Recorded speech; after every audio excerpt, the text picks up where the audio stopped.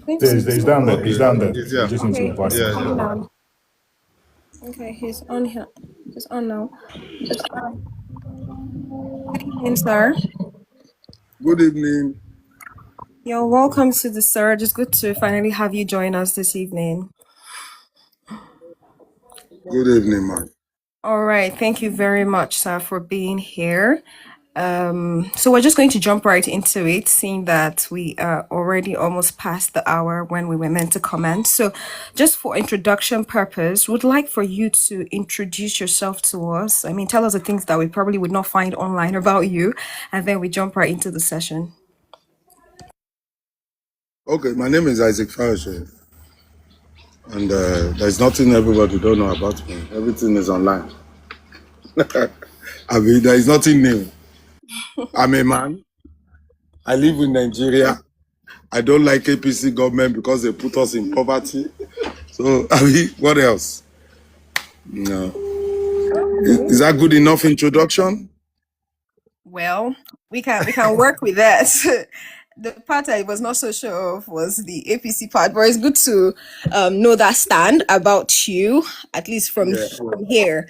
Great to have you here. So, like you already know, today we're going to be talking about a very important and timely subject, which is around the topic: can Nigeria trust the new INEC chairman to give them credible elections? So let's start from there. I'd like to know if you have been following and know much about the new INEC chairman. And tying that to another question, I would like to know whether you think that elections are truly and really meant to be.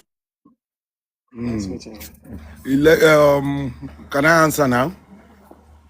Please, you can go ahead, Mr. Isaac. This INEC chairman is here to rig. You saw what happened in Ekiti State last weekend. So anybody that is still expecting this INEC chairman to conduct free, fair, and credible election, that person must be from the moon. This man is here to rig. Where did the Ekiti State government got the cards they use?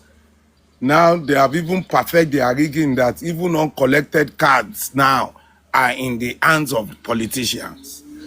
They already have their results, and I believe 2027 won't be free, won't be fair, and it's not gonna be credible. So that is my own belief. I don't believe in Amupiton from here to there. Even it doesn't have my 1% trust. You look at what they did in Ekiti: vote buying, sharing uncollected cards, importing people from neighboring states to come and vote. You know, you saw the even the vote buying now. They both vote as much as 50,000 naira per vote. So you know, there's no INEC in Nigeria. We just have some people that have ganged up against the people under the whatever of democracy. This is not democracy. This is military. You don't have democracy. Okay. All right. So I believe you're done with your I'm not thought. even stressing myself. Oh, sorry, I couldn't hear anything anymore. Sorry? Okay. She wanted to find out if you're done with that submission and Yeah, I'm done. Okay. Sorry for interrupting. I couldn't hear anything, so I thought you were done sharing your thoughts. Yeah. I mean, yeah, I'm done. I don't believe in INEC chairman. And I don't believe they can conduct free, fair, and credible election. Can you hear me? okay. Um, Chama, do you still have any question further for him before I take it over from here? Okay, I think my network is misbehaving because I've been speaking. Can you hear me?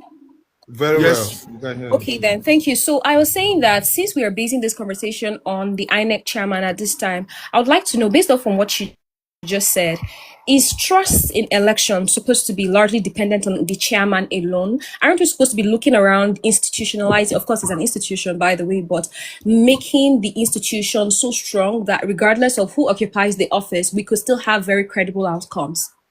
The institution is like you saying, let us start having proper law in Nigeria. The day we start having law in Nigeria, the law will catch only big people. And once the law is catching big people, that means nobody is safe. So it's the same thing. You cannot have strong institutions when you have this money bags managing your country. They are money bags. It's a business for them. It's not it's a business for them. That, okay, this is a business. This is a pure business for us. So they're not going to allow us to have credible election because they want to stay in power. The day they allow us to have credible election, we will vote all of them out now. Many of them will be in jail. Many of them will be in jail. So they will never allow free, fair, and credible election because they will be out of business. They will be out of business.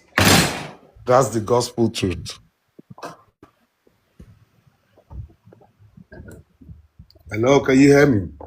Yes, we can. We can. Choma, over to you. Or do you want me to take it off from here? Oh, yes, you can pick up from here for now. All right. Thank you, Mr. Isaac Fayose, for that. For that information. Of course, looking at the past INEC chairman, of course, Mahmoud, are you saying that this new INEC chairman is not going to do anything better than the past?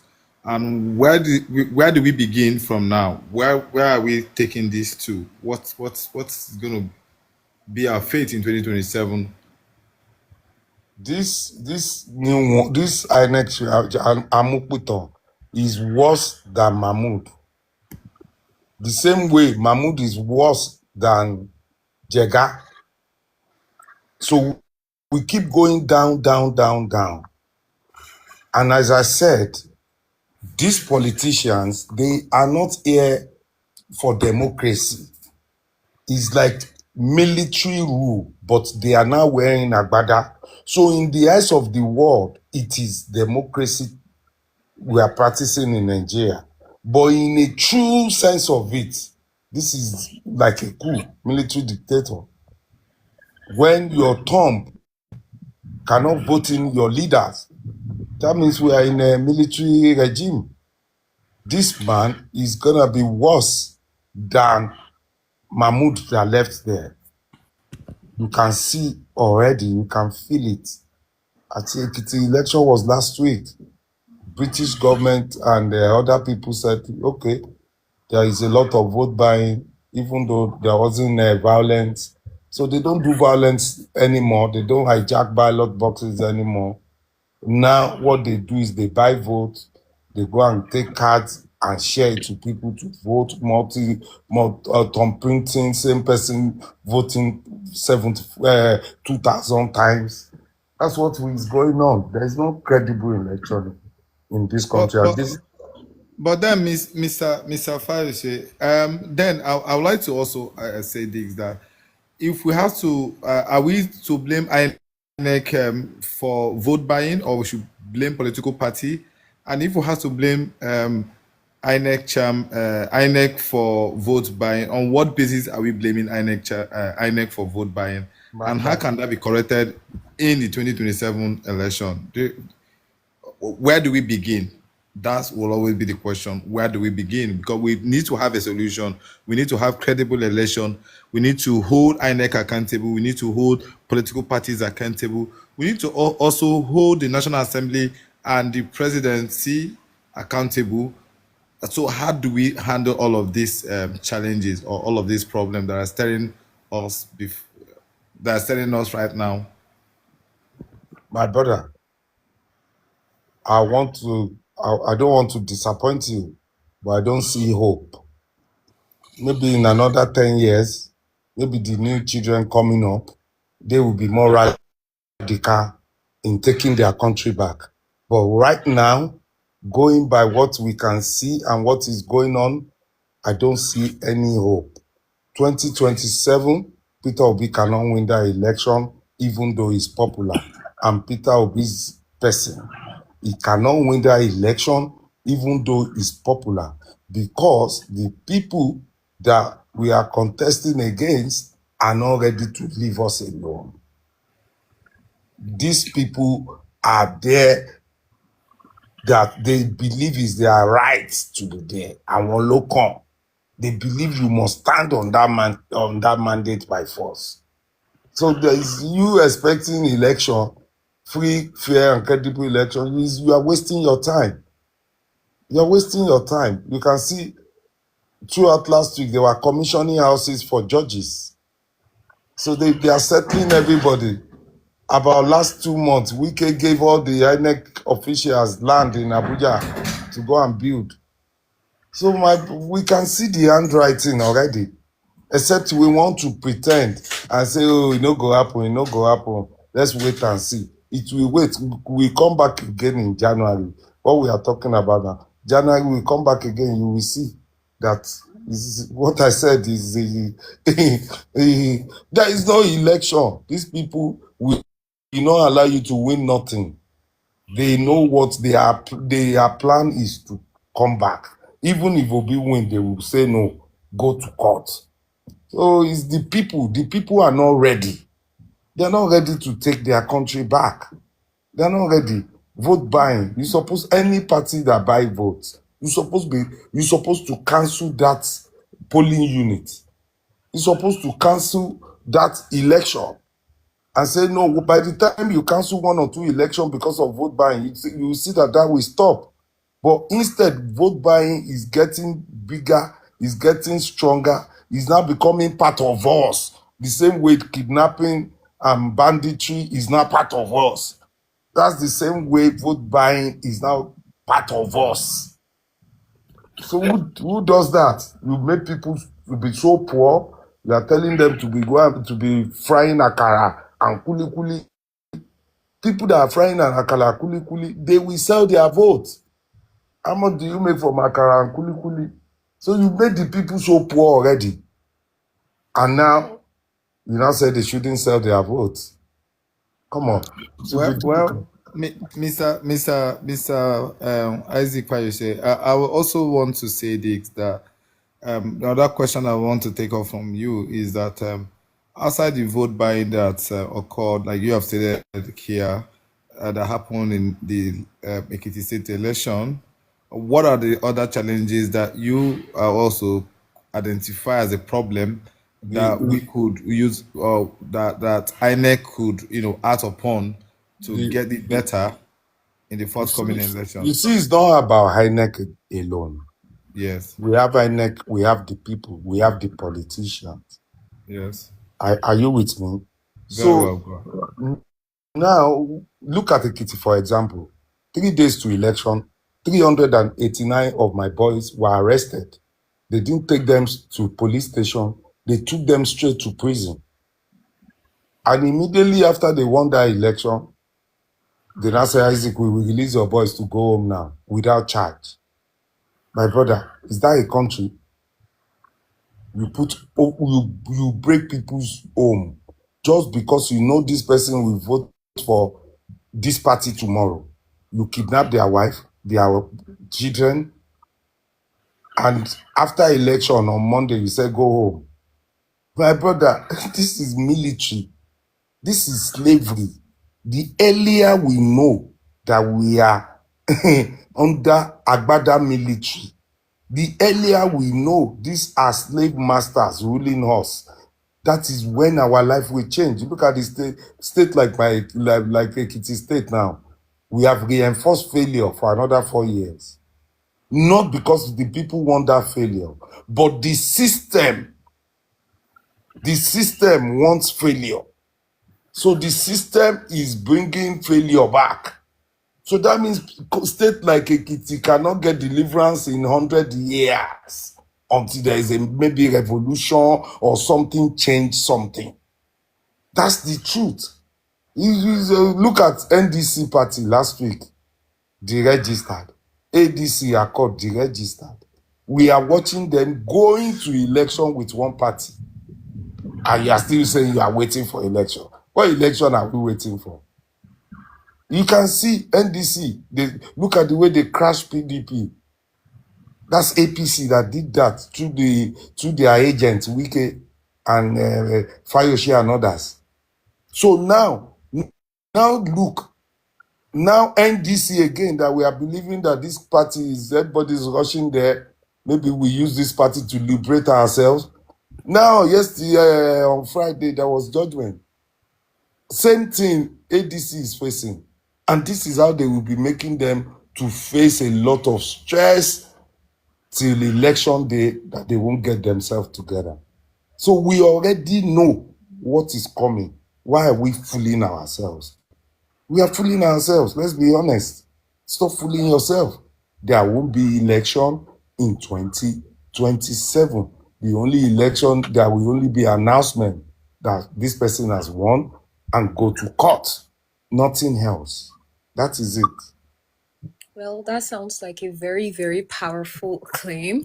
And I'm glad that you're from Ekiti State.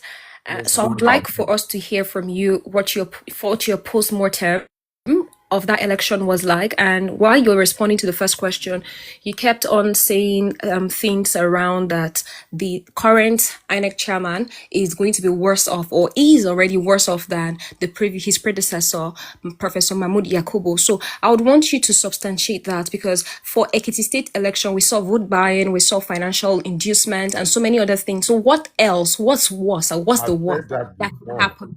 And I made a video on election day, and I shared a video of APC sharing uncollected cards to some people. I'm in Abuja. I'm 2 minutes drive from the presidency. They suppose don't arrest me now if I'm lying. They suppose don't come out to debunk. The video got about 1 million views on different platforms. So they suppose don't say, oh yeah, come and explain. They know the truth. They know what I'm saying is the truth. So what are we talking about? There is nothing that can change. I tell you, it's only if the people now come out and say, no, enough is enough. That's the only thing that can save them. But you say we'll be talking like this, doing video, we not go agree. They will, that day they will do everything they want to, put soldier, put police for road. After a while, bye-bye. That is the truth. Hello, can you hear me? Yes, we can. There is no hope. I don't see any hope. We are in hopeless situation, hopelessness. There is no single hope. If you think there is hope, you are deceiving yourself. Oh, I will not deceive myself. No, this is a very scary situation. Going by what you're saying, it is very scary, because all I can hear is tyranny, tyrannical systems. If you're saying that we're going back to military, then that is very terrible. Then what's the hope of democracy for Nigeria? Looking at this, what do you think is the There is hope? no democracy. Let's be guided. I keep saying it. This is not democracy. These are some people that are wearing agbada, hiding under the rest of politicians, taking us for a ride. Look at UK last week.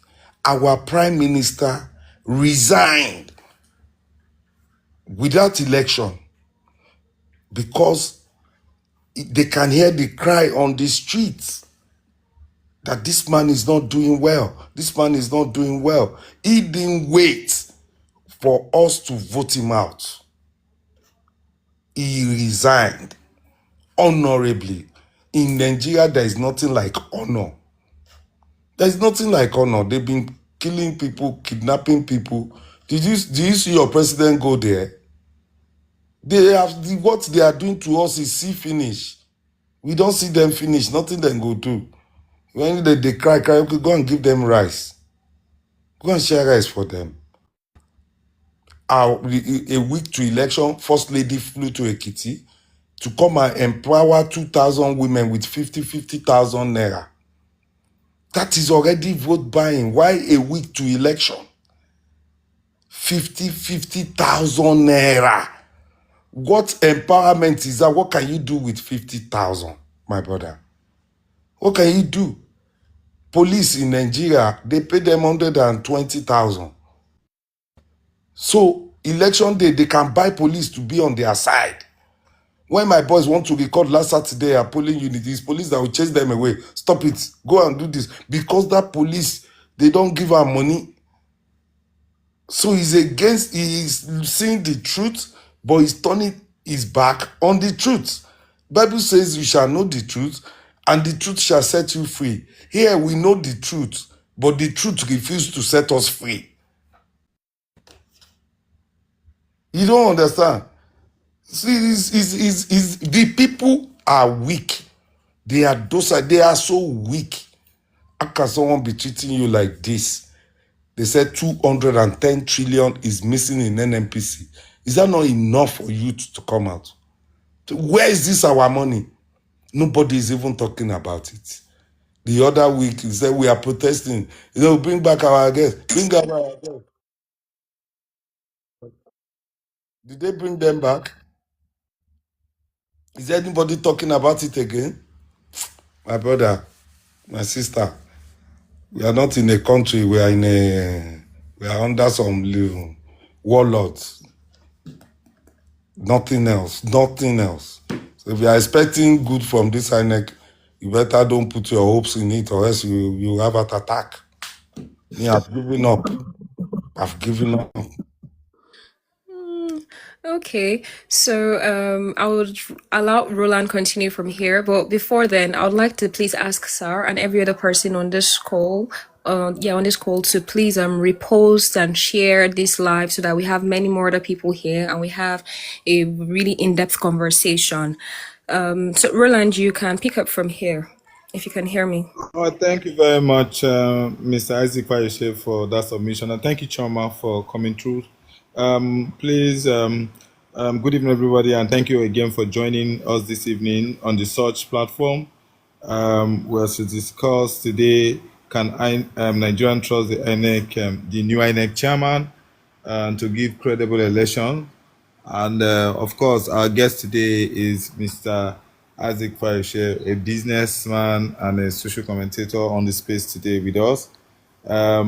This is the Surge. As we all know, we come here to have conversation that borders around Nigeria, and of course, we look out for solutions too from our experts, our guests who we bring to our show.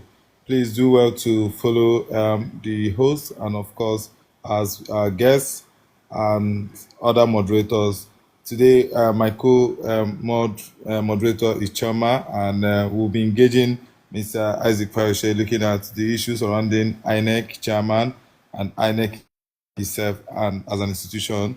And of course, we're also, looking at the recent election that took place in Ekiti State, which has been where we've taken our conversation from. So thank you guys for joining. We are glad to have you here. So, Mr. Isaac Fayose, I would like to take you further on this. Now, you have said things around not, putting our trust in the new INEC chairman, that he's not going to do anything better than, what has happened in the last election in Ekiti State, and looking at all of these issues that are surrounding election credibility. Now, left back to the citizens, how do we, engage INEC before 2027 election?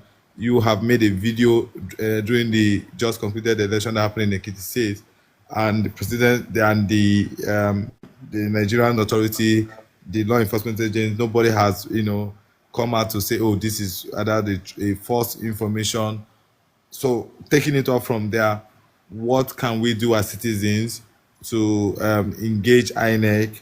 Do we begin to write petition to the INEC chairman? Do we begin to create more spaces like this to call them out, to explain what has happened, or what we have seen in the last election. Because if we say we should let it go, if we want to just say, okay, we have lost, nothing good can come out from the INEC, then that means we are still, going in cycles. But that should be a solution, a solution to our problem, which is election credibility. Because it didn't just start with this new INEC chairman. It continued. It has been there, all through our election. Like you said, now no more violence. What they cannot hijack ballot boxes again. Financial inducement, vote buying, and all the rest of them. Like you mentioned, the first lady coming to Ekiti State to give people 50,000 naira as an empowerment. All that are strategic strategic or financial inducement. So taking it off from there, what can the young people, the older people, the Nigerians, what can we do to begin this reform on our the INEC chairman or election matters? What I think is, before election, if Nigerians want free, fair, and credible election, they must first of all come out and say, Amukito must go. INEC chairman must go. If that man don't go, he's going to do what they ask him to come and do. So you cannot tell me someone that they brought to come and do a job, not to do the job they ask him to come and do. We, the people, must say, INEC chairman, go. We, the people, want them to change the constitution, that we, the people, will be the one to find a way of putting INEC chairman there. He who pays the whatever, he who pays the piper dictates the tune.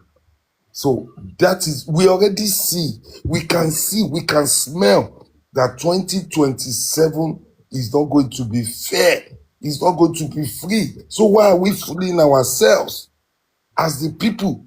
We already know.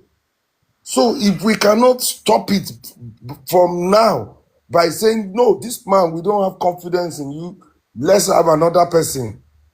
Well, whatever we see in January is what we take. Go and write it down. Save today's date. This is what I'm telling you is what you get in January. If this man is there. Nothing else. Nothing else. The intimidation. Even by the time we get to November, it's only going to be APC on the ballot.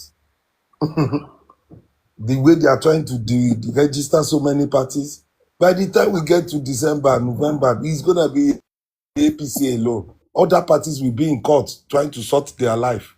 That's what they will use to slow them down. So this is not a normal country. That's the gospel truth. I don't know how you see it. I don't know how others see it. But this is not a normal country. This is abnormal country. Abnormal country requires abnormal solution. People have to come out and say, no, we are tired of this suffering. INEC chairman, go and rest first. In a country where someone is coming to do election, and we already know what this person is coming to do, and we are now waiting. Maybe we do it, maybe we will not do it. No, my brother, he will do it. So don't waste your money on election. Don't go say we should be on social media. They see us as content creators.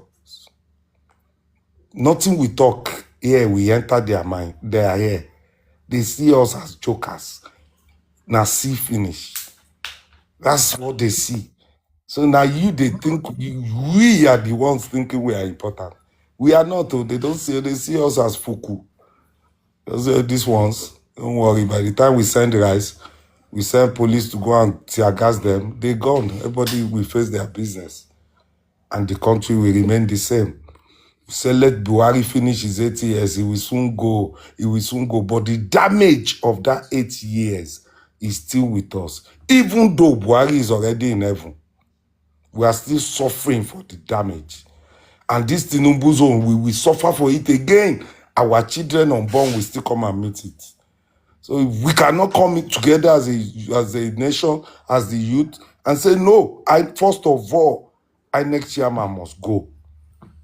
If we cannot remove INEC chairman, we can't protest illegal election.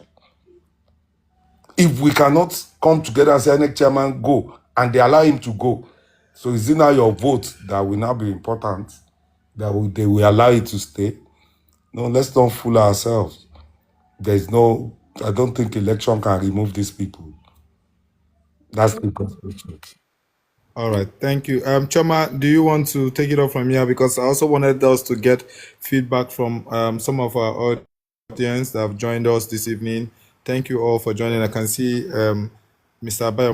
Abayomi Mighty is also here as well. So in no other sequence, I think Mr.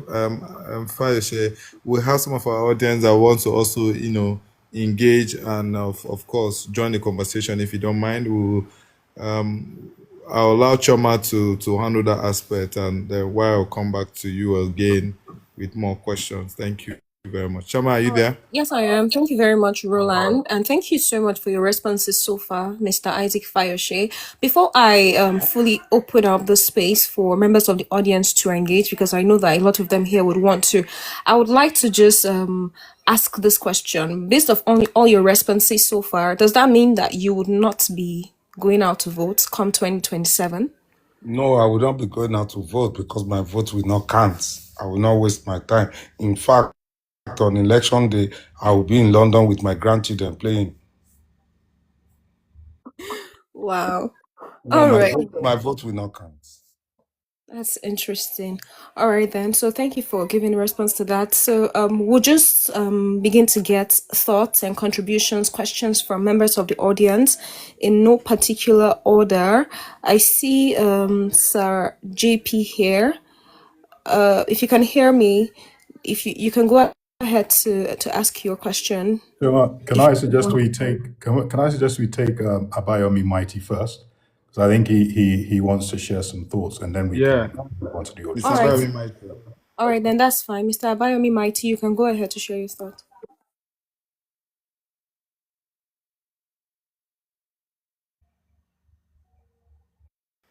Hello, Mr. Abayomi Mighty. Can you hear us? I think his network. Yes. I can hear you. Good evening, everyone. Good evening. And I want to thank the Surge people, Boma, Dapa, Chioma, Sir JP. All of you are extremely wonderful people. I've joined this family about 6 years ago, and you guys are extremely very, consistent in what you do. So I really want to thank you for what you're doing, and thank you for really taking the conversation to the next level.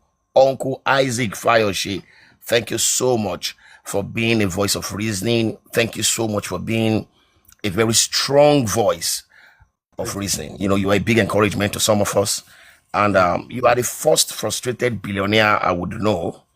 And I used to think in my head that, why is this man frustrated? He has so much money, so why is he getting frustrated? This was about 6 years ago and all that. And until I became a billionaire too. So I understood your frustration. So I also became a madman and started shouting all over the place. And I'll tell you why. If you are really a very concerned Nigerian and you get to make your money the right way, by the time you begin to see how much money you spend in giving people that are asking you for help and all that, naturally you will get frustrated, because if the system is actually working, your pocket will not be muzzled and you will be able to focus on. Some of us are even afraid to set up companies, because a few things that I've tried to do recently, you need to see how people stole, embezzled so many things and all that. And I try to dabble into some other things. Now, what I'm trying to say in essence is that Uncle Fayose, you are extremely very correct. However, the solutions cannot be said in the public, but Nigerians need to also understand clearly that our elections will not count. Because shortly after I saw your video, I released the video as a follow-up to your video when you came up with that video of what happened in Ekiti. And it was clearly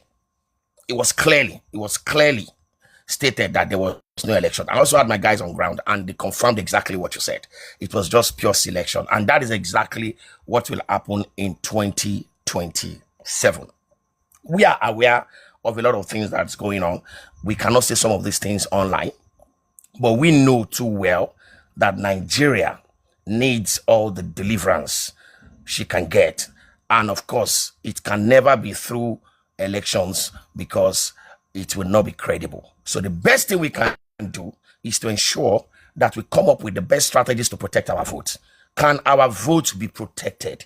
Yes, it can. Will it be dangerous? Yes. Will some people be killed? Yes. Are they going to expose us to a lot of dangers? Yes. But if we really are not ready to die, then we are not really serious about delivering our country. I have been shot twice. They've attempted on my life twice.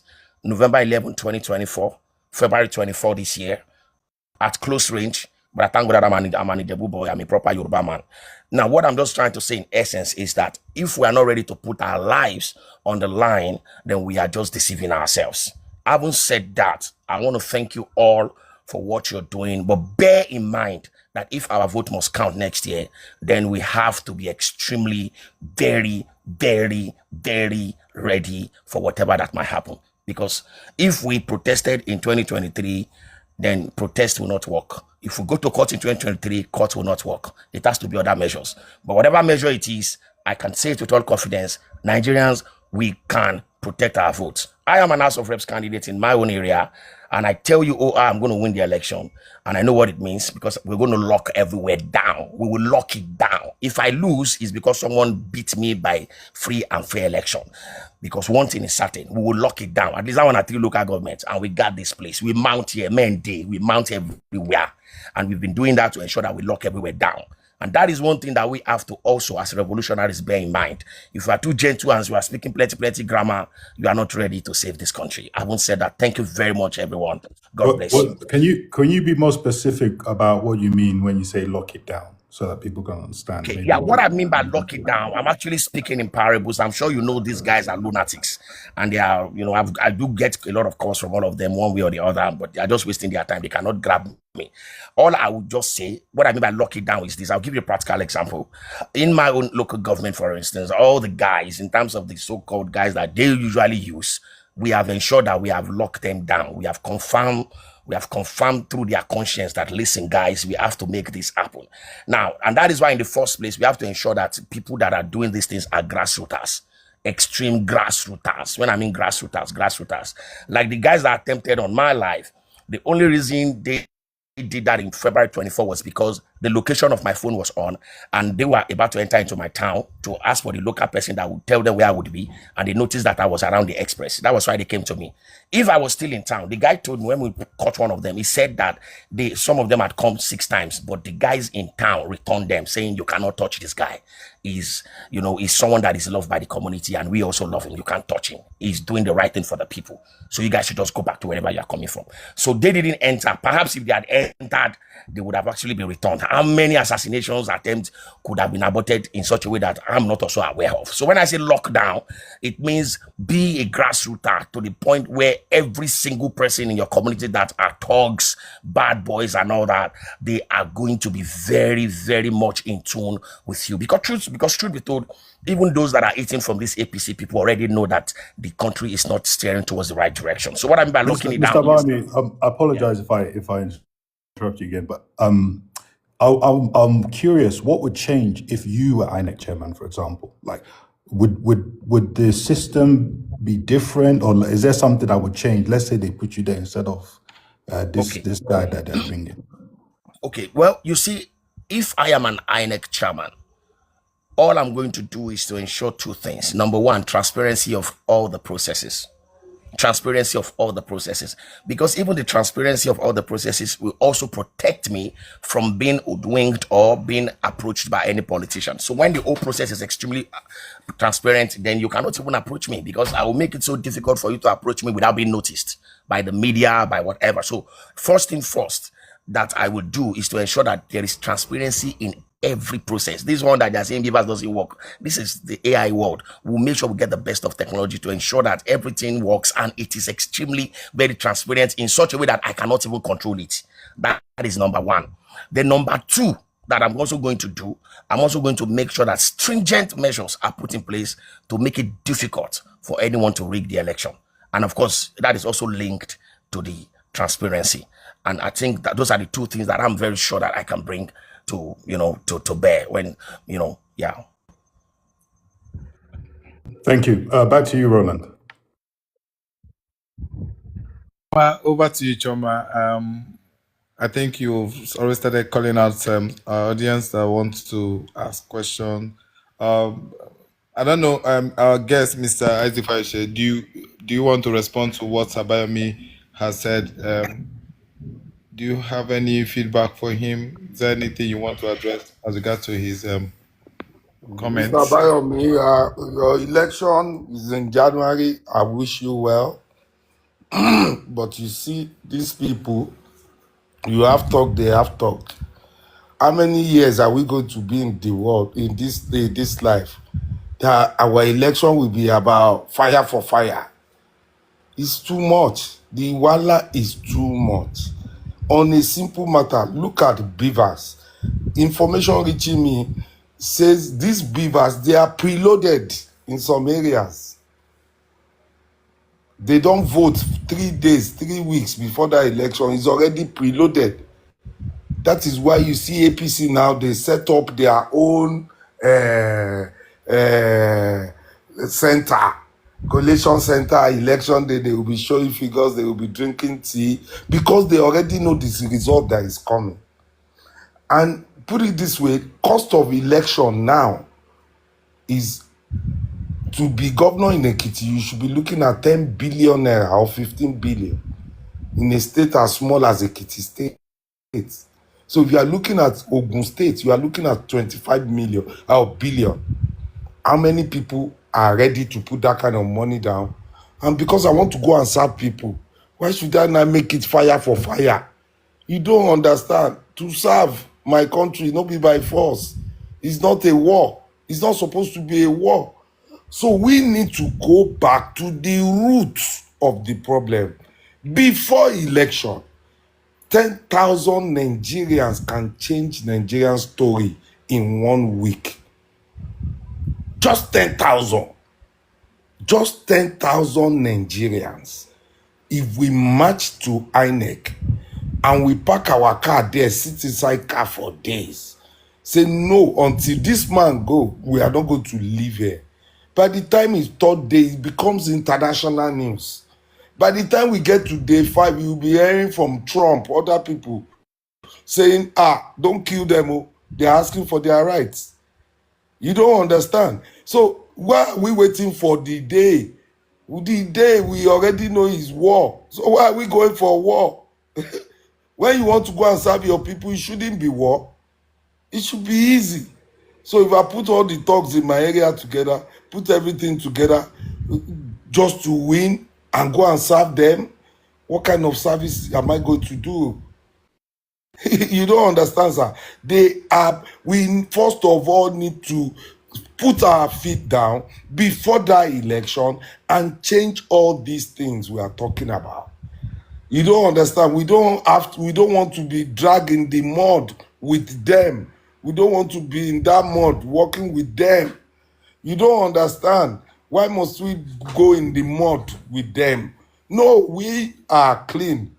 We tell them, go and shower, go and wash your dirty body away and come here with a clean body. But if you are saying we will fight, yes, you can fight in your local government. And don't forget, they work with police, they work with everybody. So they restrict your movement that day. They restrict your movement. In Ekiti, on election day, we had 10 governors, 38 senators. What are they doing in my state on election day? If you see Ghana must go, it's like a carnival of Ghana must go. Carnival, money was coming in, wham, wham, wham. How did we get to this level? So first of all, we have to change that level. If we say we want to be going, my brother, if I want to do election, I can afford to.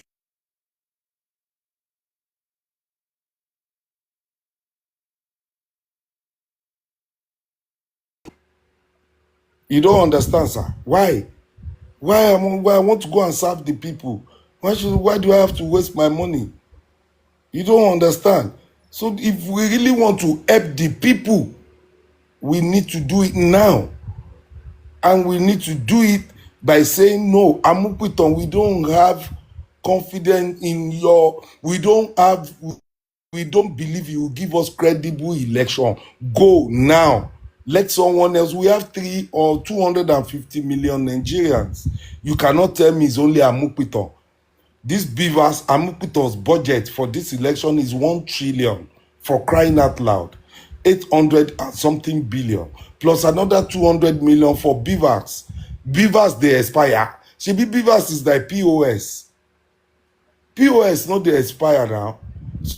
So why are they putting another 200 billion for Beavers where we don't buy during Jega? Beavers where we don't buy during Mahmoud? Why are they buying it again? Are you with me? So we, the people, need to stop this election. We don't have to wait for that election to come. We need to change the man now and say, go and rest. We don't want you. We need to go to judiciary and say, this conflicting judgment is too much. Resign. If we don't do things like this, we will keep getting the same old results. We will come back again in January, say, you see wetin dem do me, now God go judge them. God don't come here to judge. We the people, they say power belongs to the people. We the people need to say, no, we don't want you, go away, let's put someone else. Then that person will sit tight, he will serve the people. But we going into their mud with them. I don't think it's wise, to be honest. That's my own submission. All right. Thank you so much, Mr. Isaac. But like they say, politics is a dirty game. So we need people that are clean and clean enough to make the system clean. And then we can change our statement to politics is a clean game, probably. Thank you for that response. I know that Baron has something to say and Sir JP has something to say. So if you can hear me, Baron, you can go on. And afterwards, Sir JP, you follow through. Thank you, Choma. Thank you very much, Mr. Isaac Fayose and my brother Abayomi. God bless you guys for coming in. See, I want to ask a question, right? In all these things we are mentioning, I personally believe that from my angle, the main problem we are facing is a very weak opposition. And I don't think we've spoken much about that. And this is a question to both Mr. Isaac and Oga Abayomi. Do you think the reason we are experiencing an APC that is looking as if no, they are the alpha and omega of everything is because the opposition is generally weak and divided, right? They've not agreed on anything. We can see what happened in ADC. We saw what happened in NDC. We saw what happened in Labour Party. We saw what's happening in PDP.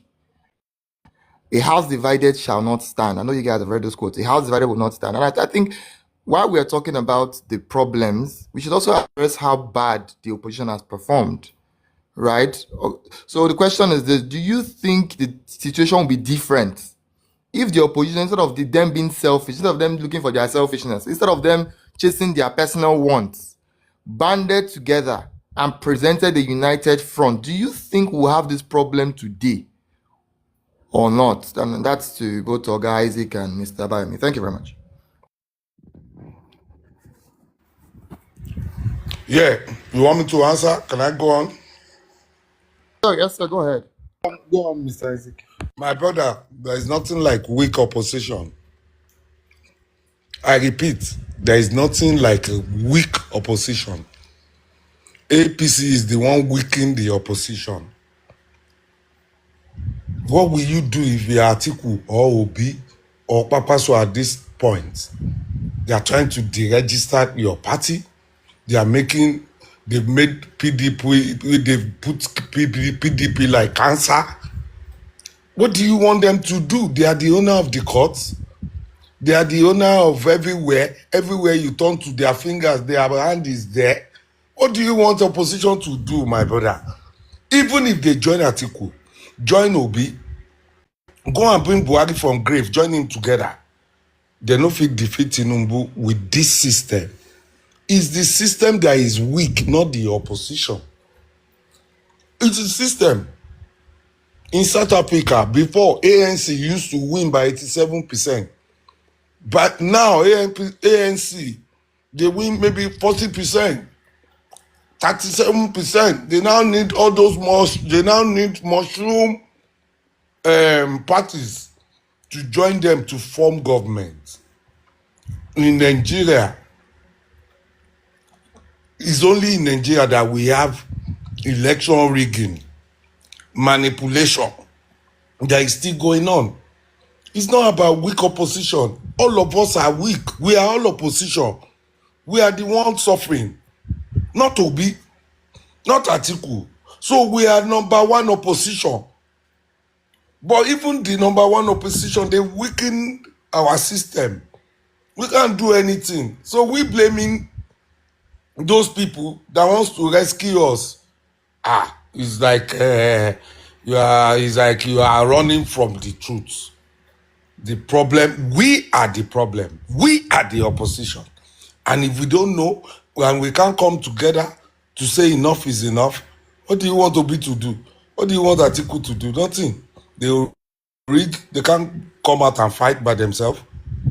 They will tear gas them, they will go home. So it's the people that are suffering that will say, no, enough of this suffer.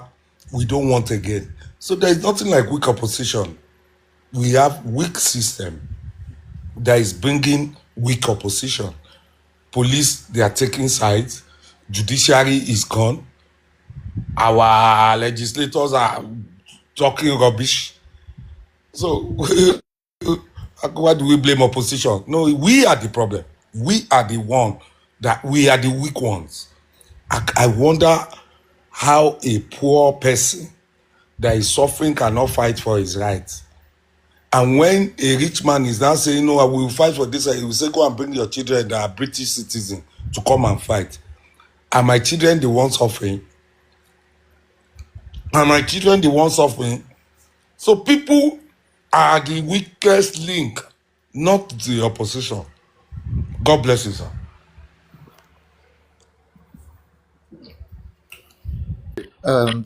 Thank you very much. I'm sorry, Choma, no vex. I'm sorry. Thank you very much. I think Ogabayomi wanted to say something after Isaac. So I wanted to hear.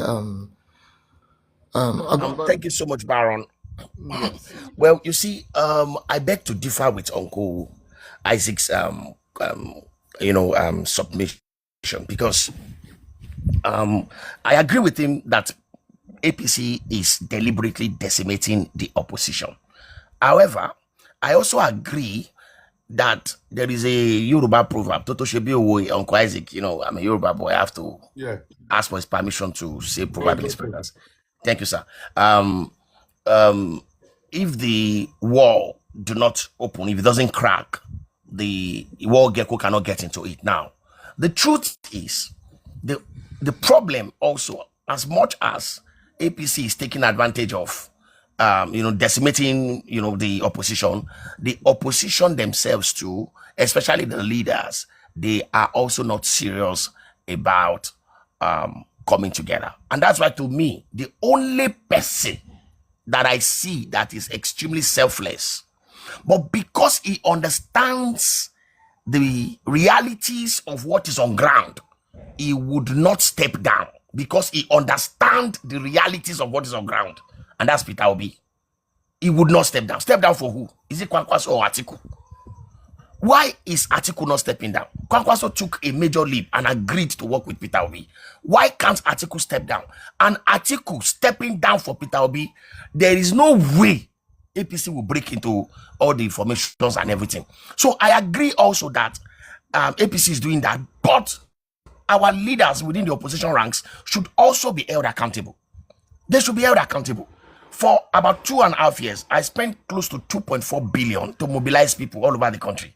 And I had more than 1.something million followers, directly and indirectly. And the moment I also saw what was going on, I pulled out of presidential race and I handed over all my followers to NDC to follow Peter Obi wherever Peter Obi is going. And I withdrew. A lot of people who are not happy about it, especially those that have been sending money for mobilization to, of course, because what that means is that money for mobilization has ended. But I said, no, work with Peter Obi and all that. And a lot of them have integrated with NDC and the obedience all over the country. Selflessness, it is very important. Somebody has to pull out. And of course, I pulled out and I came back to my community to contest for House of Reps for the primaries, which of course I won. So what I'm trying to say in essence is that imagine if Showore aligns, imagine if Adebayo of SDP aligns. All of these guys are extremely credible and very smart. But we have to tell ourselves the truth. Who come close to power? Peter Obi. He comes close to power. So let us all rally around him. Why is that difficult? Why can't Atiku say, with all what is on ground, I'm aligning with this? The only reason why it was difficult for PDP to submerge the APC was because everyone came together. APGA, ACN, CPC, all the other young, smaller parties, including disgruntled PDP members who are still members of PDP. They aligned with APC. Yet, these people didn't even have clear vision. Now we have a clearer vision. Why can't we just rally around one man that all of us can just submit and align with him? And the beauty of a very powerful opposition, especially if it is founded upon deep vision for the country, is that it is the opposition, it is the group, it is the movement, it is the revolutionary effort that will produce the leader. So the moment he becomes a leader and is not going the direction of what we believe in, that same revolution will take him out. That is the beauty of coming together and uniting in one voice. That is one aspect I am still trying to understand why it is like that.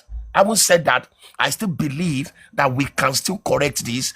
And also, I will say this, in a society where nonsense makes sense, to have sense is nonsense.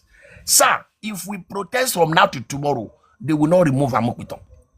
International community, they will not do nothing. They will break it. Have you ever wondered what has happened to the United States intervention? They were coming very hard. This government spent millions of dollars using lobbyists and very smart PR specialists to start breaking all those things down. And now the attention of the United States has been shifted away from, there are a lot of, I know how these people operate. They are extremely very smart people. And that is why we have to also be very strategic with them to ensure that a few of the people penetrate. Now, this is my own conclusion. When I saw that our elders are not coming together, I said to myself, I'm going to run for reps. The moment I become a rep member, I'm going to sponsor about 360. I will mobilize people and I will sponsor 360 young people to run for reps in 2031. I will mobilize them. We've done the budget. With about 250 billion, we will successfully run that. And that's not an issue by the special grace of God.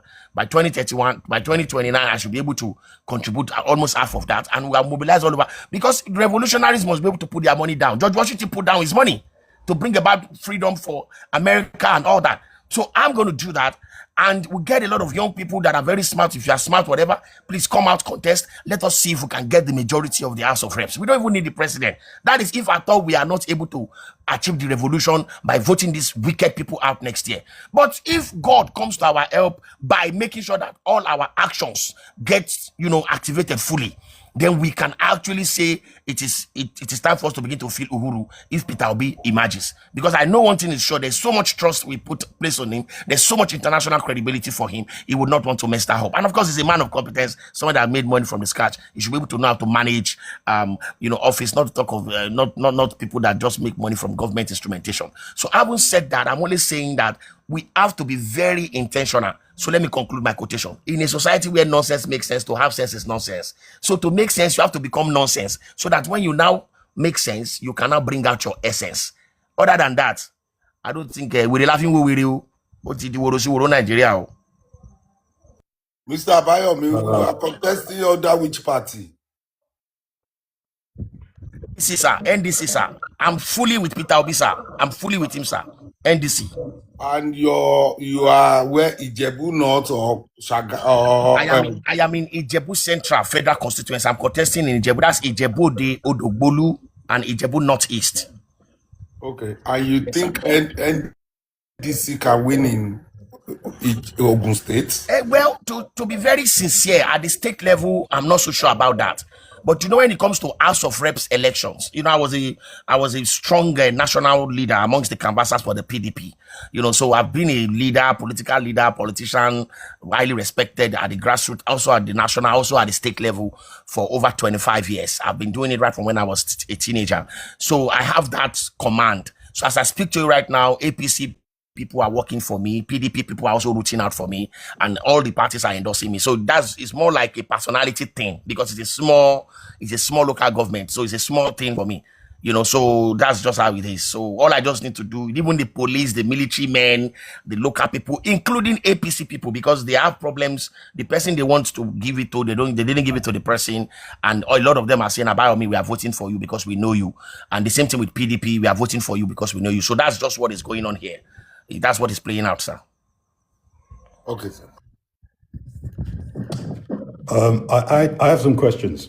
Perhaps Mr. Abayomi can take them, or perhaps Uncle Isaac can take them. But I'm looking at this from the perspective of someone that perhaps is abroad, like Uncle Isaac, that is looking at or listening to what's been said on this platform, and they're trying to understand what's really going on in Nigeria. So, what would you, if you were to be specific, how would you describe the macroeconomic situation since the current administration has been in government, specifically around GDP growth, inflation, the exchange rate, government finances, foreign reserves, cost of living, and the investment climate? Those are the things specifically I would like to sort of, get your thoughts on.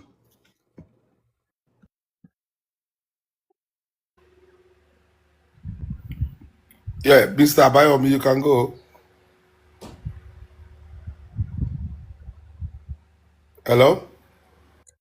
I should go first, Uncle Isaac. Yes, please. Okay, well, my brother, thank you so much for that question. To be very candid, since 2023, things have actually gone worse. And I think that is as a result of the direction to which the government is going. Now, number one, the direction they are going, they are saying that they are looking at the long-term growth, economic growth of the country, which only reflects in numbers and not directly on the economy of the people, economy of the country. Now, there are two ways to it. They are focusing more on things that are physical, things that you can actually point hands to or snap pictures of. They are not focusing on the core indices that could lead to development. For instance, there are a lot of specific industries in terms of the microeconomy before the macro. In terms of the microeconomy, that's the personal economy, the small businesses, the SMEs of an ordinary Nigerian. They are not even thinking of that. And when it comes to government financing, it has reduced drastically. That is, if at all, it has not even been totally taken out. And majority of the contracts given out since 2023, majority of the contract had been given out to foreign nationals and not even multinationals within the country. So what we have seen over the years since 2023 is a serious drop of government financing in some strategic areas, especially in the area of educational sector, and especially in the of course in the creative industry gets zero, which is of course like the lifeline, the life wire of the stability of Nigeria right now, the creative industry. And that is something that I think that the government should be looking in the direction they should also be considering. And they are also not looking at that direction. So for me, I would say, and of course, the GDP, my own definition of GDP is you have to divide the GDP by the per capita. They are claiming that it has increased, but how can we take that out from the life of an ordinary Nigerian? The question we should ask ourselves is whoever used to earn ₦1 million before 2023 is a big boy. But whoever earns ₦1 million now in Nigeria of today is not a big boy. He has to work extra hard to be able to sustain himself. So I think that it is more of they focusing on whatever economic plan they think they have, which I still do not understand. Up till now, we are still trying to understand the Bulaba and the Balabulu that is going on in that area. Because my own understanding of economic development is if it has a direct impact. For instance, why is it so difficult for the government to make some policies that allows for easy financing of creative ideas, of industrious ideas of citizens, with the government standing as sureties for these citizens? If they can stand as surety for NEL Fund for university students who are schooling, why can't the government also stand as surety? Why can't they come up with programs that allows you as a young person to get support, in terms of credit facility, from banks and all that, and the government standing as your surety? Not necessarily they saying that. Of course, there will be stringent principles to ensure that whoever that is going to get it has to be, and that is where the transparency comes in, and that is where the credibility comes in the first place, because majority of what they do is All right, to Mr. ensure that. Abayomi, thank you very much. I'm sorry to have cut you midway, but we're pressed with time at this time, and I think that we've been able to get the essential ingredient of what you're trying to communicate. So I would like to get Mr. Isaac's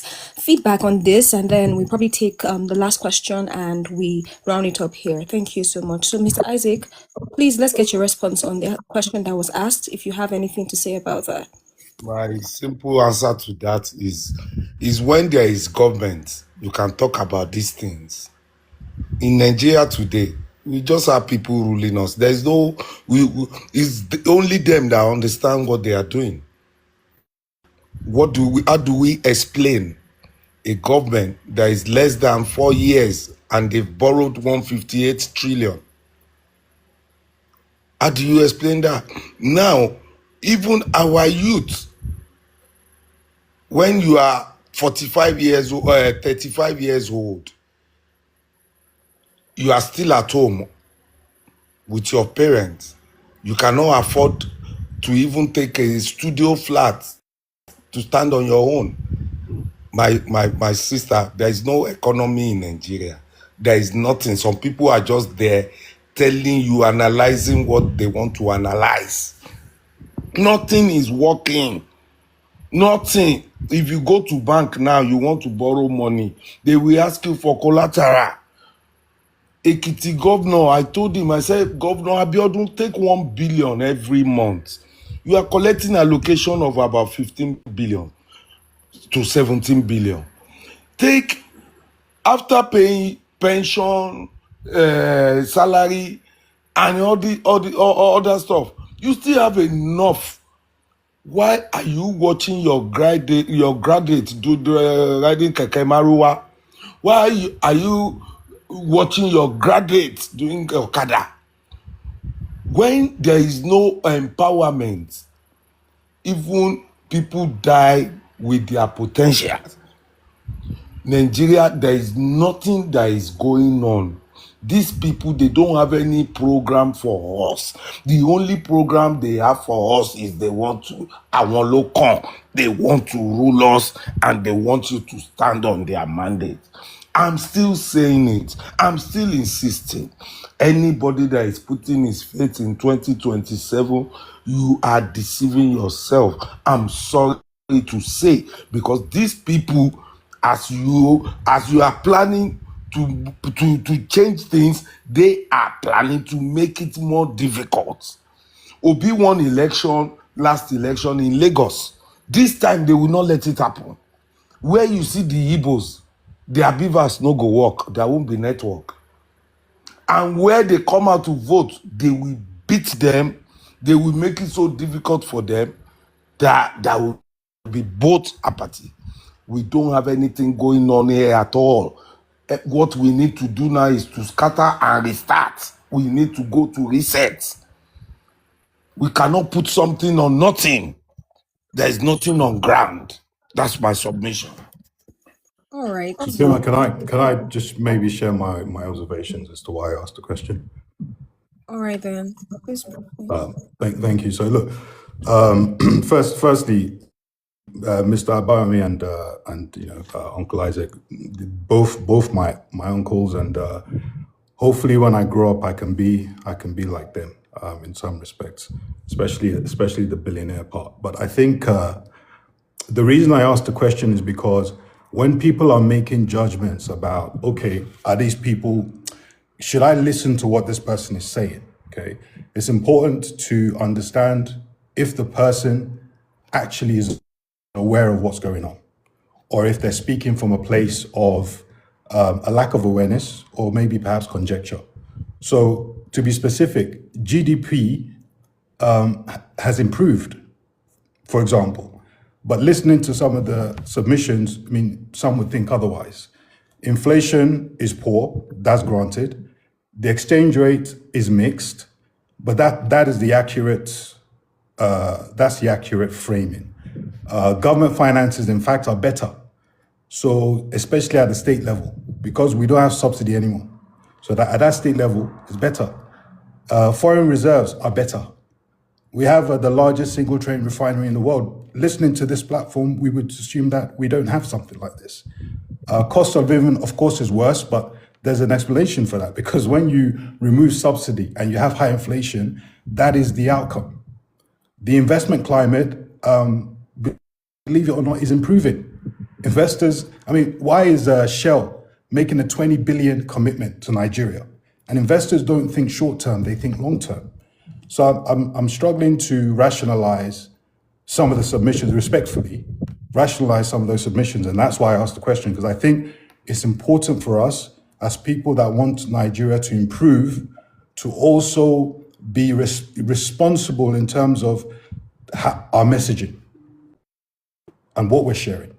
I know that we're all frustrated, but at the same time, I think we should make the effort to ensure that we're speaking from some sort of factual grounding. But that being said, like I said, I still want to be like my uncle Isaac when I grow up, and of course my uncle Abayomi when I grow up. So I'll continue to follow them closely, and hopefully we can continue to host them on this platform. Thank you. Mr. Solomon, where are you? I'm in Saudi Arabia right now.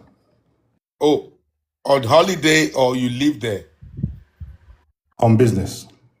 Oh, on business. So you live in Nigeria? I'm a bit like you, actually, Uncle Isaac. I'm kind I'm of not sure aware. I've ever lived in Nigeria. Sorry? I'm actually from Abeokuta. Mr. Solomon, I live in Nigeria.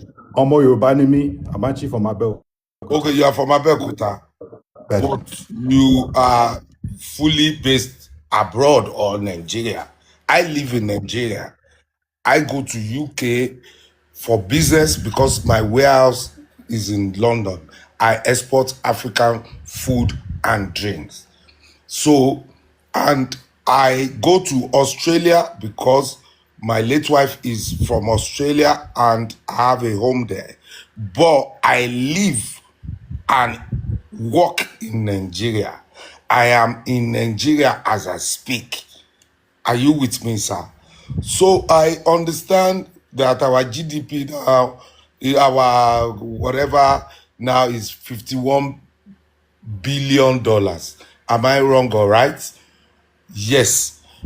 Shell or Mobile or whatever, we invest in. Sorry, Uncle Isaac, it's not up to $51 billion. No, I don't think that is the correct figure, because Less than that. yeah, no, let me give us a rundown. No, it's way more than that, but less in terms of comparison, because our national GDP as of May 2015, when Buhari took over from Jonathan, was $509 billion. As No, of no, no, no. May So 20, I'm talking about reserve. Sorry. yeah, that was reserve you were talking about. So Yeah, I'm 51 billion. actually saying this because of what Solomon said. In May 2023, when Tinubu took over from Buhari, our GDP was $477 billion. Buhari ran it down from $509 billion he took over. And as we are speaking now, as of 2024, under Tinubu, barely a year after he took over, the first quarter of 2024, the GDP plummeted to $221 billion. It has only come back now to $325 billion. So please, where is the increment, please? Because GDP is a function of figure. Abi? So please, Mr. Solomon, how has the GDP increased? Bless you, my brother. Would you like me to respond? Yes, sir. Yeah. So if you go on World Meter, you'll see all the figures are published.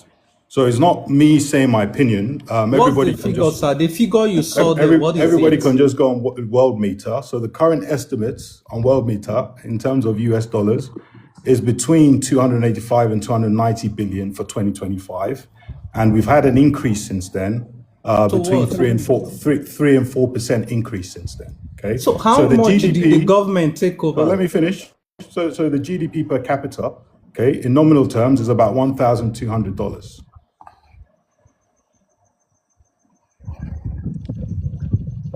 That's the current. That's the current. That's the current You figure. So see, you can go Mr. on. Solomon, luckily we have somebody like Onkwaizike. In fact, it was because of him I came up. I follow him a lot. So when I saw him being live, I decided to come here. And we have a Bayomi who are here say they are businessmen. So I will be very proud if Mr. Isaac or Abayomi today invested $500 billion in me, and next year I'm reporting to them that the 500 billion they invested in me is now 300 billion. They should throw a red carpet for me. They should celebrate throw one bed so that we can eat a wedu and gbegiri, because the 500 has reduced to 300. Is that how growth happened? Not sure what you're saying, but anyway, if you go and check on the sources that I'm giving you, because I'm not just Why giving you my not go to opinion. CBN, which is the official organ of the government? Oh, I you don't can even check. know You can check the World Bank. Like, we don't need to argue. I We am don't need to telling go you back from and the forth. Central Bank of Nigeria. Go to the Central Bank of Nigeria, go under economy, go under document, download it. It's free. We don't need to argue about this. It's a free document, free source. Maybe I should settle this whole matter. I think we should just look at the central bank of the people's lives. I think Exactly. that alone is here. Minus that, to even add to what Mr. Simon J is even talking about, if you actually even look at it well, what was the rate at which the GDP and all of that was before, and what is the rate? What is If it you actually, now? if you look at the salary increment of and compare it with the rate at which the minimum wage was as at then, you will see that we have not even increased the minimum wage at all. It's even lesser than what it was then. Because as at then, the rate was high, the minimum wage was low. But now the rate is over the bar, and at the same time, you're increasing the minimum rate, the minimum wage. So Under it's not President Goodluck Jonathan, the minimum wage was $79. But as we speak now, the minimum wage Good is evening, guys. $46.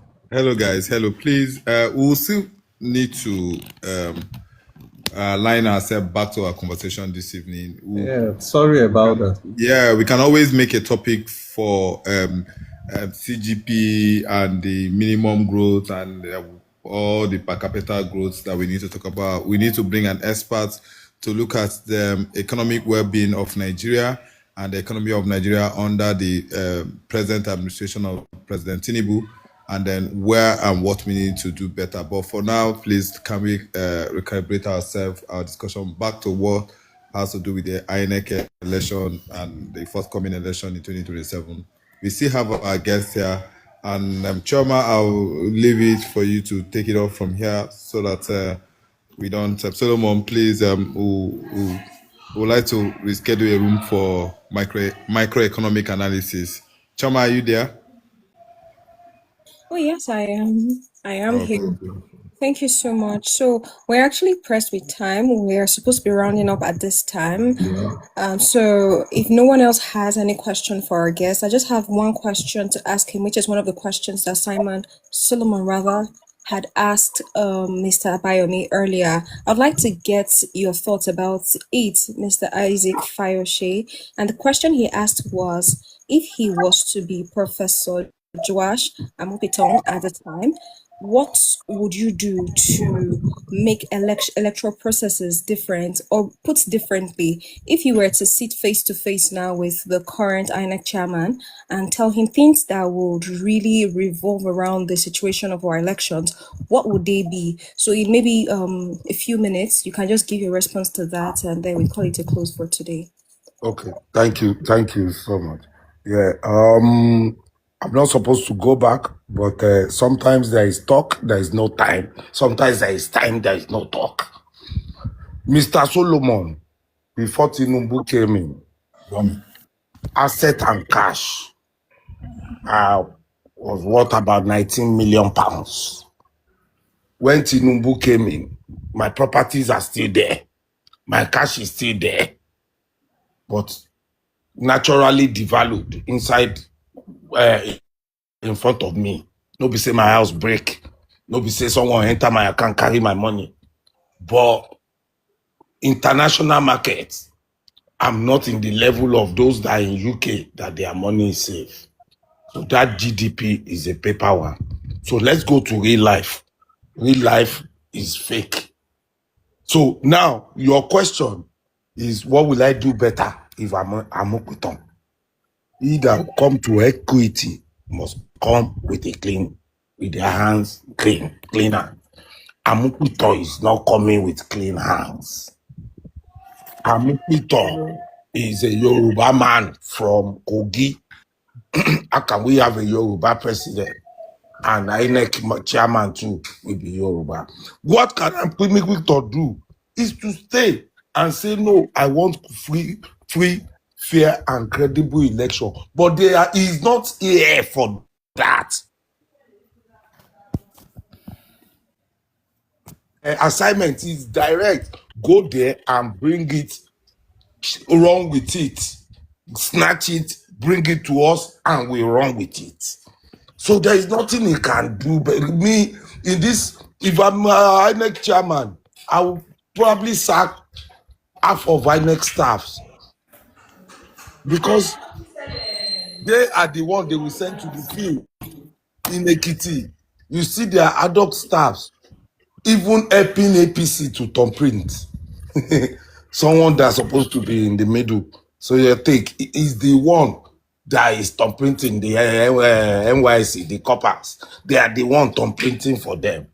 The level of poverty in this country now requires a very strong person that will put his feet down. My brother, any law, look in Nigeria today, they said we have local government autonomy.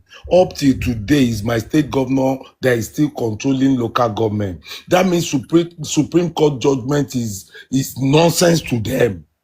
There is no law. Where there is no law, there is no sin.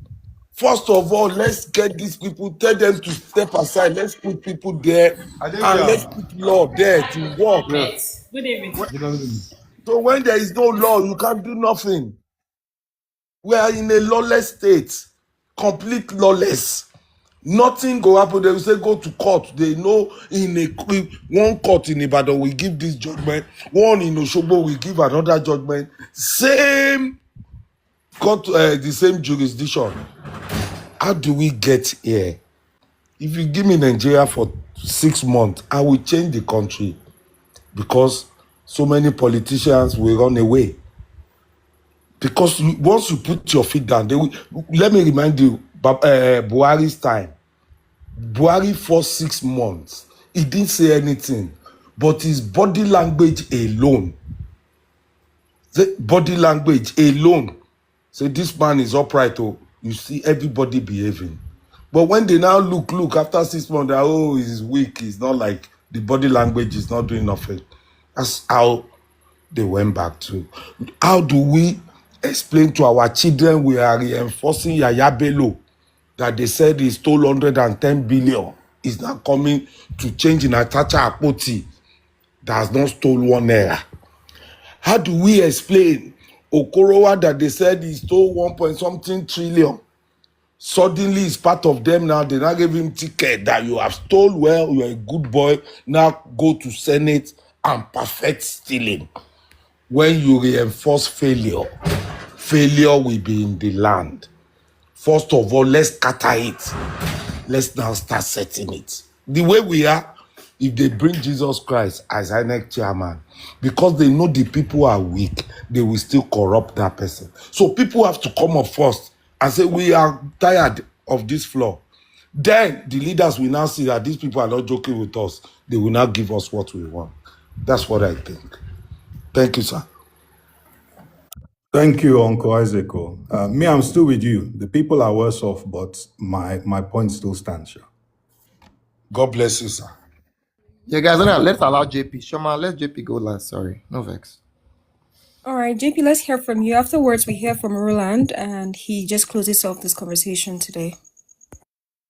Okay, Oga Isaac, thank you very much for being here, and Oga Abayemi, thank you very much. I would say I was impressed when I saw you rewarded the person that did not buy her vote, which was very good. I'm with the ideology that you have about the protest, but we all know that these protests most of the time do not yield anything. And I feel, in my own opinion, that we need a kind of leverage on the current government for any protest to be viable. Now, there's no way we would say that there is no leverage we can hold on to. I believe you guys are the ones that have been in power for so long. You've also been with PDP, and at the same time, you've been at the high echelon. There should be a leverage that the opposition can even hold on to. That we know that okay, even if we are going to do this protest, because we have this leverage backing this protest, it's going to be able to be fruitful. They are going to look our way, because if not, it's just going to be the same old recycled protest that we're going to be doing, and nothing will come out of it, sincerely speaking. For the removal of the INEC chairman, I feel even if he's removed, the next person that should be there should be some criterias that that should be in place. The person has to have a genuine business that cannot be attacked, a genuine business that the person can hold on to, that you will not be able to use against him. Because I believe all those people that are there, they have one or two shady things in their cupboard, and once they bring that to their front, they have nothing else to say. They'll just have to give in to that particular person. So I just want to have your thoughts on these two questions and statements, and that will be all for me.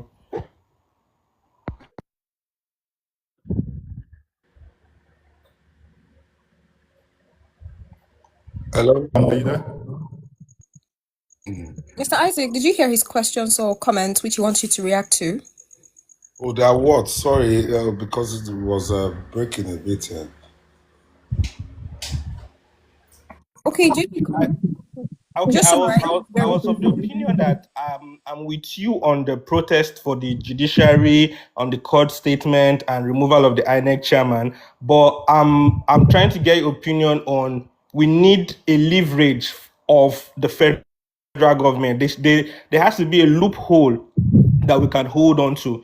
If not, it's still going to be the same old recycling protest that we will do, and nothing will come out of it. Even if 10,000 people sit down at the INEC office and scream that they're not leaving till he's removed, they would sponsor anti-protests that will come there also to destabilize that particular protest and render it useless. If we do the same for the judiciary, it's still going to be the same thing. So they needs to be a leverage. There needs to be a loophole somewhere that we can hold on to, that okay, this particular protest is going to be different. Then the second one is for the INEC chairman. If by peradventure he's even being removed and a new person is going to come over, there needs to be a criteria whereby the person has to have a verifiable source of income that cannot be attacked. Because I believe these people that they are putting there, they all have something shady in their pockets or in their cupboard. So if they present that shady thing to them, they have no other option than to do their biddings. Okay, my brother, the meaning of sin in the Bible is anybody that is selfish, that means he's a sinner. If you check very well, the people that have committed sin in the Bible is either they are greedy or they are selfish. Are you with me? So it's not about verifiable source of income. Greed is greed. Billionaire, you have greedy billionaire, you have greedy millionaires, you have greedy business people, greedy government official. Is you see, once there is a law, once we are equal under the law, then things will change. And again, you said people can come, they will organize another counter protest. Look at very dark man. He was in Ibadan, I think 2 weeks ago, and to protest, bring back our children, and they organized another counter protest, but they faced them. They ran away last. Are you with me? When you see light, darkness must disappear. The moment we say, oh, we want this thing, we will get it if we are determined. The only way we can change this country, my brother, there is no loophole in this system. All the loopholes, they blocked it. To come inside now, to be House of Reps, you'll be spending $1 billion. How can we have people with brain, but they don't have money to come? So politics in Nigeria is for money bags. You don't understand. So let's Very not correct. think we can change anything following them or looking for a loophole no, we cannot change anything from that, to be honest. I think what we need is the youth to come out. We are not saying Tinubu should go. No, Tinubu don't go. Tinubu stay. But our institutions, INEC, judiciary, police, let us reform them. Let people ask for, okay, we want this kind of police. Let people say, no, this is the kind of INEC we want. This is the kind of judiciary. If you mess up like this, give conflicting judgment once, the second one you are out. You see, all these things will stop. You understand? People naturally in Nigeria are bad. Ekiti has spent so much money this last election. They went to go and meet my candidate. Unfortunately, me, I don't have any party. I'm AGIP, any government in power. Now they went to go and meet those candidates. They said, okay, now you've lost. We want to give you back the money you spent. So just let Isaac be shouting on his own. I called my candidate. I said, come, report to Abuja. Let's go to court. I want to bring some people to come and do forensic on all the ballot papers they used. He said, I'm on my way since last Monday. And people are telling me he's been talking with that governor, and the governor wants to settle him and say, go. Are you with me? So, my brother, let us be honest. The system has made so many people bad. And we are all bad now. So, all of us have to change. And how do we change? We first of all ask ourselves, do we want this country like this? No. Okay, if we don't want it like this, what do we need to do?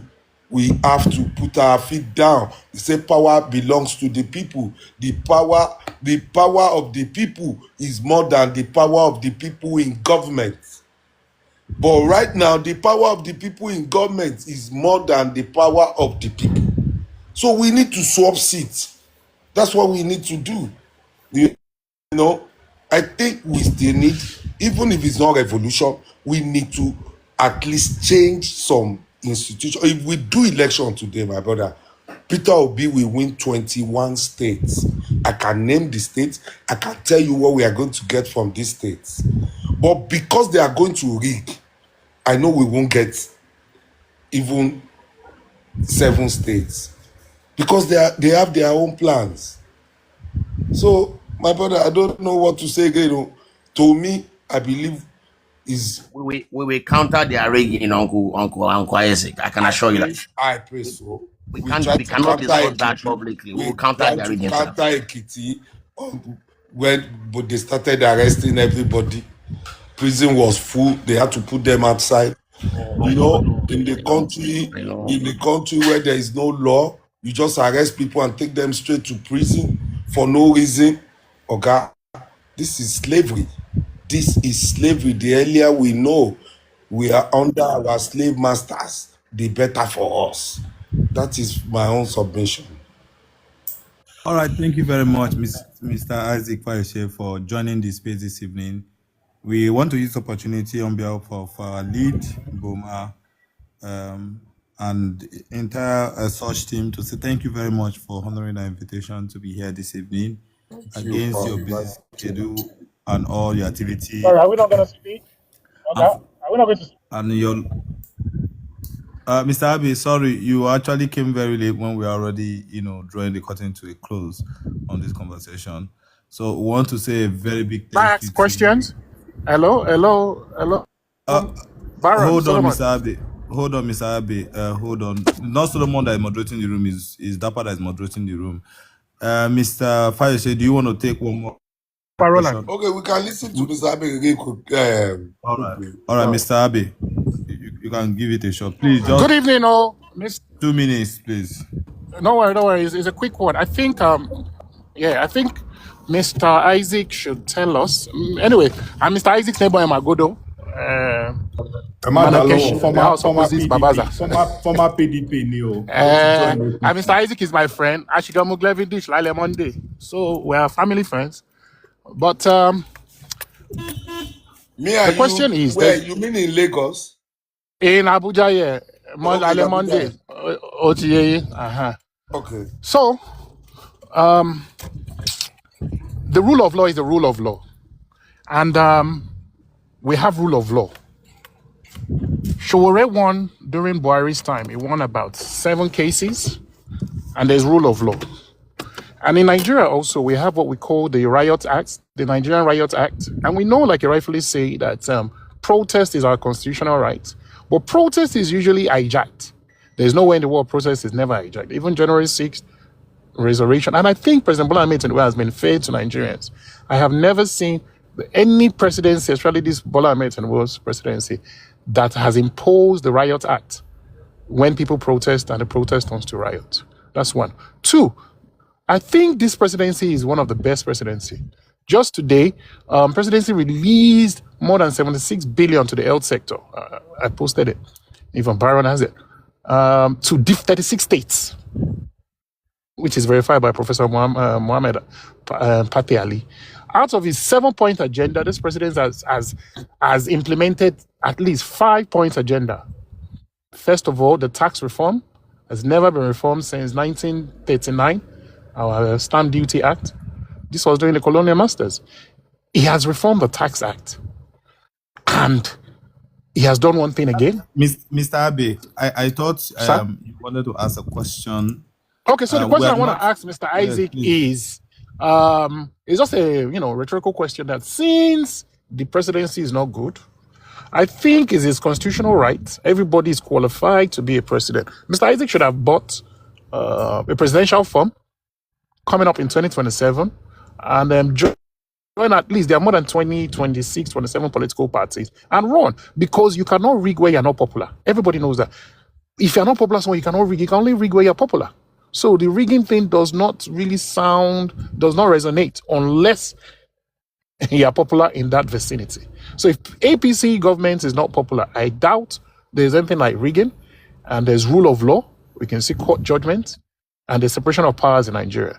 And also, your question is, can Mr. Isaac tell us how much Orire local government collects? 485 million every year since the last every month, times 3 years.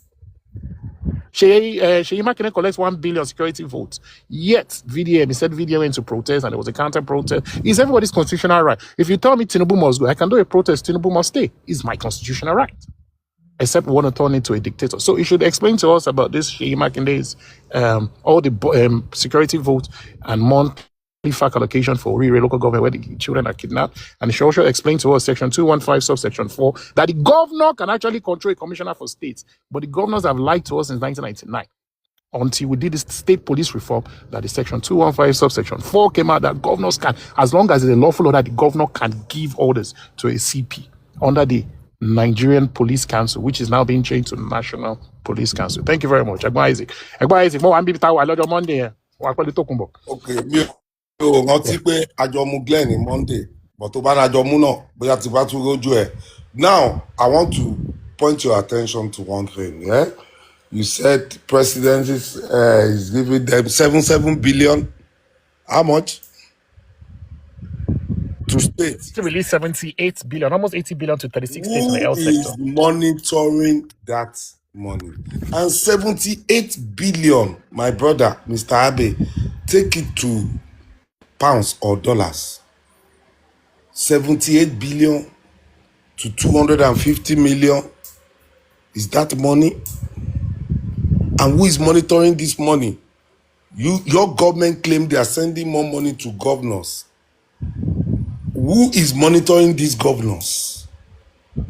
Ekiti, my governor has gotten over 1 trillion or close to 1 trillion in the last 3.5 years. Yes. There is nothing to show for it, but because Our president is desperate for second term. He can't question and say stop because he doesn't want to rock the boat. Are you ẹ̀gbọ́n with bíbá la me? jókòó sí lálẹ́ Monday. Okay, mi ò rántí mọ́ mo máa ń jókòó síbẹ̀ yẹn, mo máa ń jókòó pẹ̀lú èèyàn púpọ̀. So that is not the issue. The issue is who is monitoring the governors, my brother? Who is, okay, 1 billion security votes. Ekiti is collecting 500 million. We still have Eda Oniyo people, 59 days. They are still there. The people they kidnapped from Eda Oniyo. President Tinubu didn't even say anything about it. The governor didn't go there to see the people. And he still won that local government. The APC cannot get 1 million votes without rigging. If President Tinubu is sure of himself that he is working, if he's sure of himself, he should tell Amikwito not to rig. You will see that they will use vote to put tribal mark on you people's face. How many people are enjoying this government? China is working on tech for their children. You are telling graduates to go and be frying akara and dundu and kuli kuli. A country of 250 million and 67% of your population are youth. My brother, your government is a government of slave by slave masters. No two ways about it. IMF came out and said 43% of our money.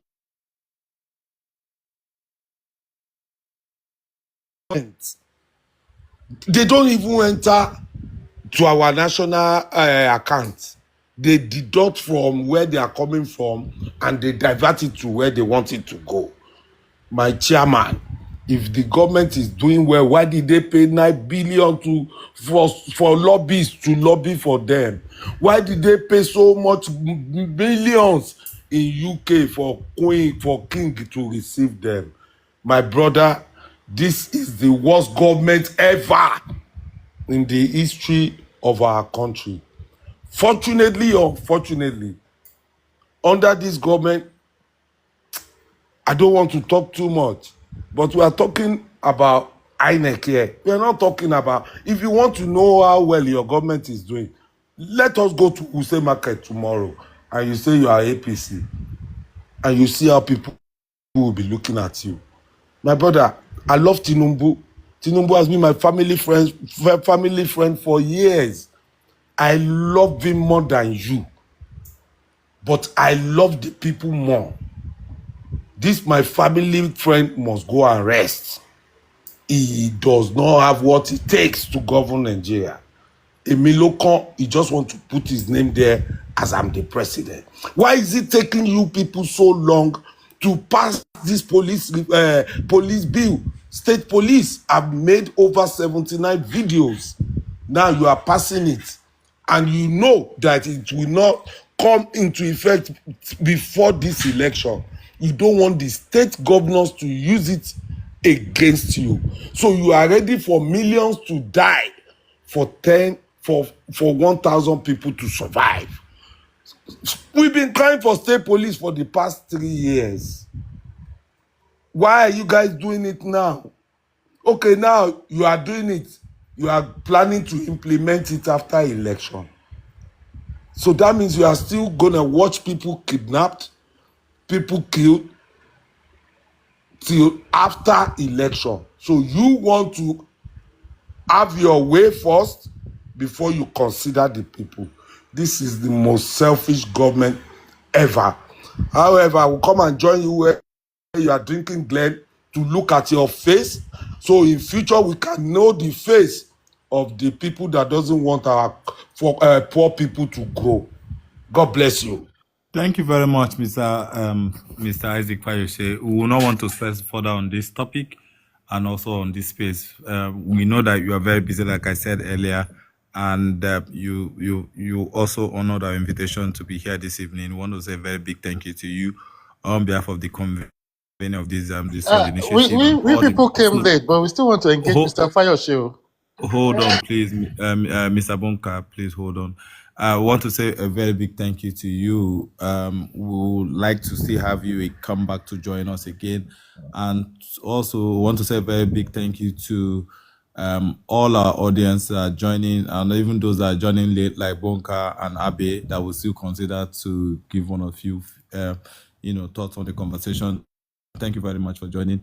On next week, we are going to have the space again, and we're going to have Prince Adewale We have an Adebayo. indulgence of Mr. Fayose. I'm an Ekiti man. So Please hold on, hold on, sir. can I have Hold on. the tribal indulgence? Hold on, sir. You are going to have your tribal indulgence. So we have Prince Adewale Adebayo next week. He's a SDP presidential candidate, I beg your pardon. And we're also going to host him here next week on the Surge.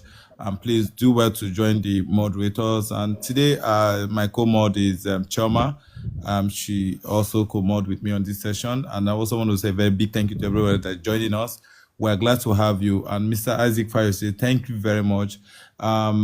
Based on tribal indulgence, I don't know if you still want to hear from your fellow Ekiti man, and maybe that could be the final take for this evening. But if you are not willing to indulge him on that, then we'll just let you go. But Fayose, I won't be long. So thank you very much. Mr. Isaac Fayose, do you want to indulge him? I should give him this space. Why not? It's for my Okay, state, it's my brother. Mr. Bonka, I'm going to give you 1 minute, please, because Okay. we have actually we spent a lot of time here. Thank you very much, Bonka. Please stick to the time. 1 minute. Thank you. Yes, Egbon, I'm so sorry I came in late. Oh, they do me, but I'll go back and listen to the recording. But there are two things I wanted to. Is Mr. Fayose still there? Very well. I think yeah. He is just network. Go ahead. Oh, okay. He's here. He's here. So, on the Tinubu issue, on the state police issue, even if there's some bit of stalling, don't you think we still need to give him some credit? At least he's doing it. There has been 3-4 presidents that came before him and overlooked something that's sensitive. And then one thing that I kind of appreciate about his leadership is that it is kind of giving a lot of powers to regions and states. And that is part of the things we were negotiating for at independence. So we can see tax laws that has given more autonomy to regions. We've seen now state police that is giving more autonomy to regions. We've seen more of the allocations going to the regions. We've seen regional structures going. So most of these things are things that we've been fighting for since the 1940s. So that's my question, sir. That doesn't he get some credit for at least trying to understand the social dynamics of Nigeria and working in that context? Okay, my brother, I will take Abuja for example. Yeah? Wike is not my favorite politician, but come to Abuja today. Wike's hand is everywhere. Abuja is so nice. That is by extension, APC. I still praised them last week. If you go back to my videos a year ago, I praised them where necessary. I advised them on this mining marshals. And now we have marshals. Are you with me? But my brother, let us call a spade a spade. As a president, Tinubu is doing this one now, this state police now, to just let Nigeria know he's doing something about security. And this security is embarrassing his government already. So, of course, there is no better time to do this than now. Are you with me?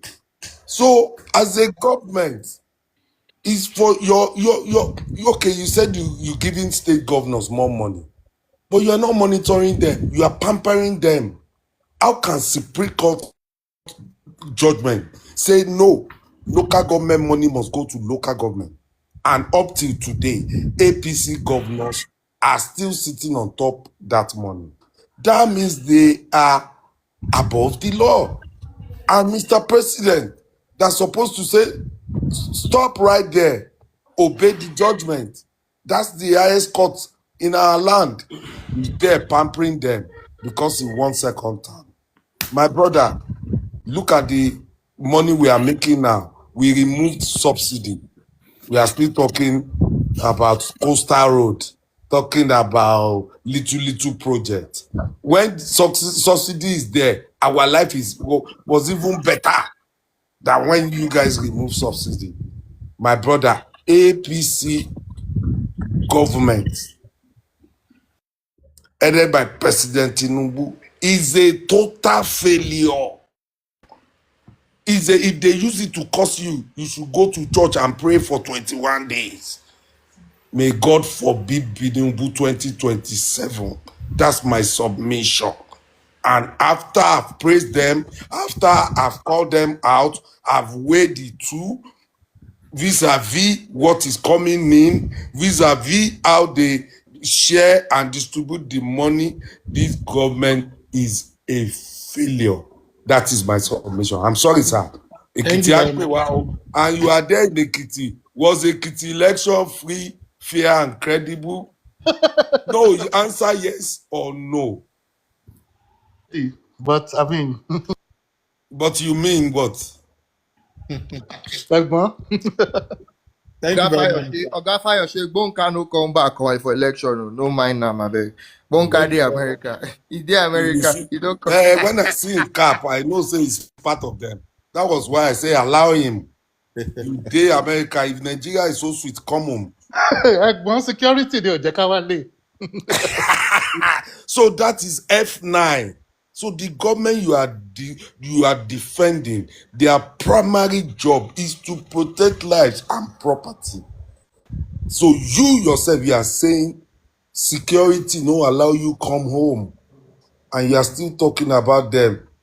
Everybody, Nigerians now, they are not saying they want to go for great, they want to run away. People are finding a way. Now, every country are rejecting us. Even Niger, South Africa is saying, come and pack your people. Everybody is rejecting Nigeria because it's too hard. My brother, you cannot be paying police 120,000. You cannot be on minimum wage. Minimum wage in Nigeria, my brother, is $50-something a month.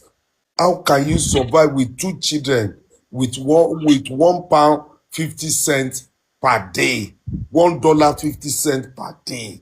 This is a wicked government, and it's only revolution that can remove them.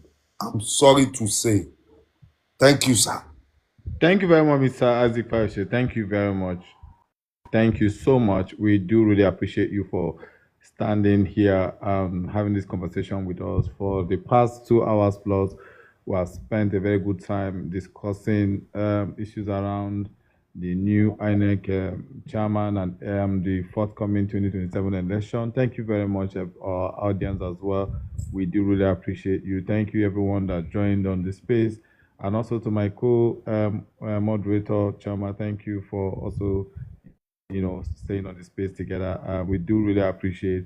On behalf of the Surge, I want to say thank you guys, and we look forward to your presence next week, Sunday, on this conversation with the SDP presidential candidate, Prince Adewole Adebayo. Beyond subsidy removal, what is the SDP alternative economic recovery plan for Nigeria? The Surge is a non-partisan platform where we bring all well-meaning Nigerian political technocrats, individuals, social commentators to come on our spaces, share ideas to, better in a better way to engage Nigerians, and also to just suggest better ideas for policymaker and National Assembly, and also the presidency on how best to improve the welfare of Nigerians in terms of institutionally and on economic base. So thank you everyone for joining. We do really appreciate you, and I wish you a very lovely night rest. And Mr. Isaac Fayose, our guest speaker today, thank you. I noticed you've been busy. Thank you very much for having you. Right, my name is Roland Dapper, and I'll call it a